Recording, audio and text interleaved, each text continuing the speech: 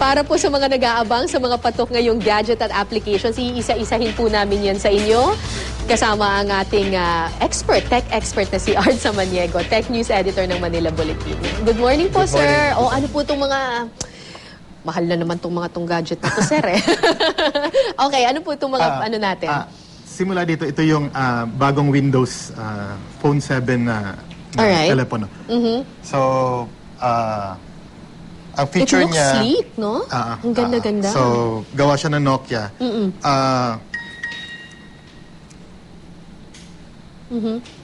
Message from Jamie News. Ay, nagsasalita siya. You can say read it or ignore. So, pag ginagamit mo siya, pwede mong pag may nag-text, pwede mong sagutin na without using... hindi mo ginagamitan ng daliri mo.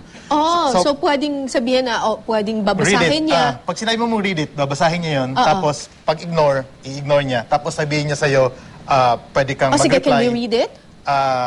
Kanina nung may nagpadala. Message from Jamie News TV. You can say read it or ignore. Read it. Good morning, SR. San Napo KO. You can say reply, call, or I'm done. Reply. Say your message. I'm here. I'm here. Oh, You can ang say galing. send or try again. Send. Pinadala niyo na yun. Amazing. Wow. So kung nagda-drive ka, hindi mo na kailangan oo. sumagot. Sabihin mo Kasi na lang may diretso sasabihin na yan. na parang kang may secretary. Diretso na yan. Amazing. Okay. Mahal yan, yun ano? yung wala pang price. Wala pang price kasi bago pa lang to. Windows 7 yung operating system niya. Pero ito yung unang lumabas. Ito yung Lumia 800. Okay. Gawa ng Nokia. Alright. What else do we have? May mga apps kasi na pwede natin gamitin. Halimbawa, yung Logitech, naglabas siya ng app. Pag wala kang mouse, yung iPhone mo, pwede mo gamiting mouse sa computer mo. Okay. So gagawin mo, i-connect mo lang siya, magda-download ka ng app, tapos i-activate mo lang siya. Tapos gumagalaw na yung... oo nga, no? So, pwede ka nang mamili ng... But why would you want to do that? So pag may presentation ka, so pwede mo siya gawing clicker. Right. So naka-projector siya, tapos ito nang gagamitin mo. Hindi ka nalalapit sa kanya. Correct. At pwede mo siya gamiting mouse. Pag emergency, wala kang mouse, ito ang gagamitin mo. Very convenient. Okay. Ano naman po ito nakalagay sa kawayan? Ito yung nakalagay sa kawayan, ito yung Dell XPS laptop. Ito yung isa sa mga bagong laptop ng Dell na pwede mong tignan na meron na siyang battery o wala, kahit di mo siya i-on, makikita mo dito. Okay. So, isa to sa mga bago. Itong kawayan naman na to. Ang cute, ang ganda ng Ito design. yung stand. So, laptop stand, laptop cooler pa siya kasi meron siyang fan sa loob. Meron po siyang parang dalawang maliit na electric fan doon sa loob. Sa loob, Oo. Ikakabit mo lang siya sa USB. Meron siyang USB dito. Ikakabit mo siya sa laptop mo. Iko-cool down na niya yung laptop mo kasi yung mga laptop, habang umiinit siya, bumabagal yan. So, kailangan i-maintain mo yung init niya na hindi masyado siya maging mainit. So, paggamit mo nito, so, nami-maintain niya yung temperature Kasi ng kapag laptop. uminit masyado yung laptop, kunyari nakapatong siya sa paa mo or nakapatong siya sa table tapos or sa kama, ganyan. So, merong balita a few months ago na yung gumagamit ng laptop, nasunog yung lap niya. Kasi lagi niyang nakalagay Nasunog yung lap. binte? Nasunog. Oh my gosh. So, kaya kailangan mo ng Pero ganito. masisira rin yung computer, di ba? Pag sobrang init, masisira din yung computer. Pwedeng matunaw yung mga components sa loob. Kaya Okay. dapat i-maintain mo na malamig siya. Alright, okay. Kasama tong, ito din, ganun Mukhang din ang gamit golf niya. ball. Mukhang golf ball lang siya, Oo. pero kailangan siya sa laptop. Sa mga, pag pinapatong mo sa table, Parang i-elevate ninyo. para i-elevate mo, para magkaroon lang siya ng ventilation. Oo, kasi papasok na yung hangin Papasok doon. yung hangin okay, doon. I got it. Okay, ito parang ang ganda-ganda naman ito. Yan yung bagong breed ng mga laptop ngayon. Ang tawag sa kanya Ultrabook. Ultrabook. Bakit Ultrabook? Ultrabook siya kasi mas manipis siya. Wow, ang gaan. At saka ang nipis-nipis. Mas powerful daw siya. Oo. So, eto siya. Sobrang Magkano yung nipis ganyan, niya. sir? Di ko pa alam presyo.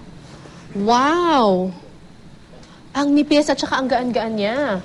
Tingnan niyo kung So, gaano ito siya ito yung normal na netbook, na laptop.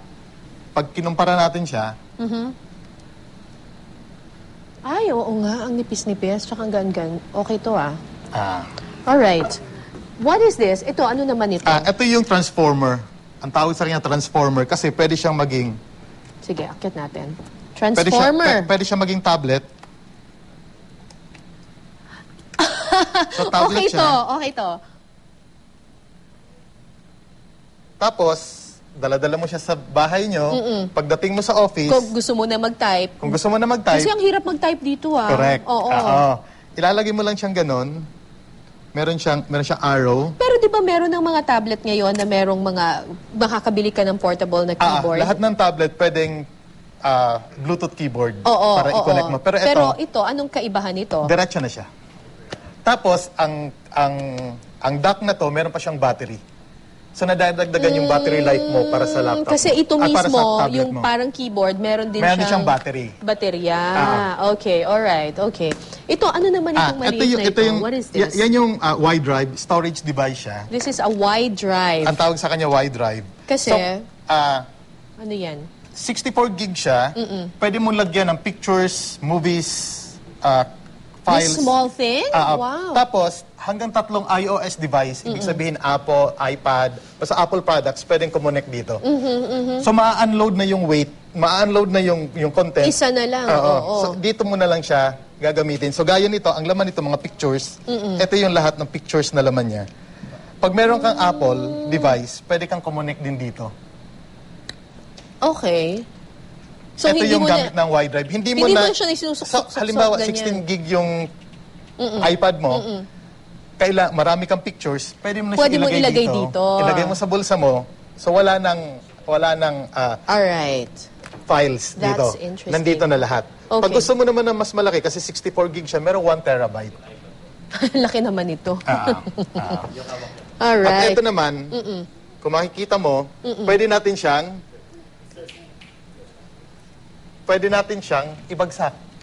Diyos ko po. Ay, oo, kasi meron siyang, kawawa Meron na. siyang Buhay pa po protector. siya, mga kapuso. Buhay pa siya. Buhay pa po. Sino ba may-ari nito? Akin to. Nakakaloka. Sa'yo to. Sige, babato ko pa ulit. So wag lang siyang kakanto. Ibig sabihin, wag lang tatama Huwag dito. lang siyang pag tumama, ganun. Ganon, oo. Bagsak mo. Pero pag binagsak mo siya, Sige. kahit ganito, Sige, bagsak mo. Sige. kahit ganito? Okay. Ay, Diyos ko po. Okay. Ay, nagbabounce kasi siya. Ay, ano ba yan? Ang tawag sa kanya, eyeballs. Eyeballs. Alright. At This pwede is mo siyang interesting. gawing stand. Pag nasa office ka na, pwede din siyang gawing stand. Okay. Kailangan natin to para kapag hindi masisira yung prized possession. Ayun. Very, very interesting. Gumagana pa siya, ha? Gumagana pa. Sorry Maraming salamat, Ginoong Art Samaniego. Thanks very Welcome. much. Thank you. Salamat.